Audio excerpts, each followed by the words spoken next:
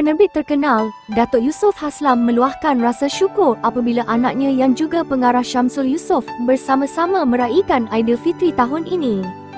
Yusof berkata, dia dan isteri Datin Fatimah Ismail teruja untuk menanti kepulangan anak dan cucu mereka. Alhamdulillah, raya tahun ini Syamsul pulang bersama kami sekeluarga dan ini adalah peluang buat kami raya bersama semula selepas beberapa tahun dia tidak pulang. Saya dan isteri sangat bersyukur kerana kami sudah bersatu semula. Raya tahun ini lebih meriah kerana semua anak cucu berkumpul bersama. Dalam masa yang sama, penerbit berusia 70 tahun itu juga senang melihat perhubungan antara Syamsul dan bekas isteri, Puteri Sarah Liana yang telah memilih jalan damai.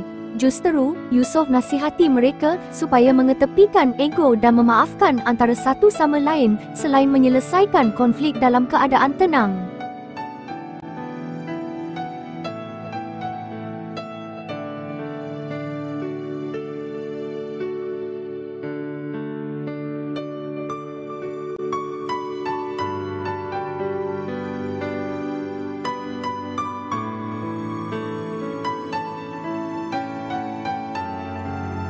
Orang teka apa benda ni.